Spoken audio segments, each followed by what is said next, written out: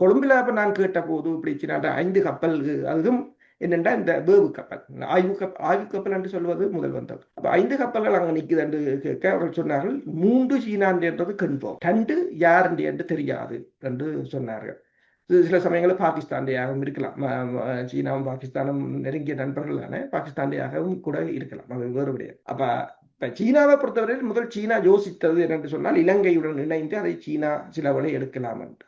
ஆனால் தற்போதைய நிலையில் இலங்கை அமெரிக்காவுக்கு முற்று முழுதாக பச்சை கொடியை காட்டிவிட்டது போலதான் தெரிகிறது. ரோபர்ட் ஓ பிளேக் 2007 கோத்தபாய ராஜபக்சவுடன் இணைந்து, கோத்தபாய ராஜபக்ச முழு ஆதரவையும் ரோபர்ட் ஓ பிளேக்கு கொடுத்ததால் அவர்கள் விடுதலை புலிகளுக்கு எதிராக இப்படி நின்றார்களோ, அதே போல இப்போது அனுர்குமார நாயக்க அரசு முற்று முழுதாக அமெரிக்காவின் பக்கம் சாயுமாக இருந்தால் அவர்கள் மிச்சம் இல்ல இலங்கையின் அத்தனை பிரச்சனையும் அவர்கள் கையில் எடுப்பார்கள்.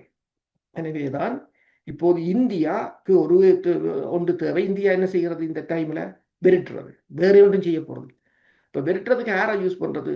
தமிழாக்களை. இப்ப அவசரமாக கயந்திரகுமார் பொன்னம்பலம் தலைமையிலான குழுவை இந்தியா கூப்பிட்டதுக்குரிய காரணம் உங்களுக்கு இப்ப விளங்கும். ஏனென்று ஒன்று, இந்த இலங்கை இந்த அமெரிக்கான நடவடிக்கைக்கு இலங்கைக்கு ஒரு அச்சுறுத்தல், எங்களுக்கு ஒன்றும் தரப்போறது இல்லை, ஒரு இலங்கைக்கு ஒரு அச்சுறுத்தல் கொடுப்பதற்காக.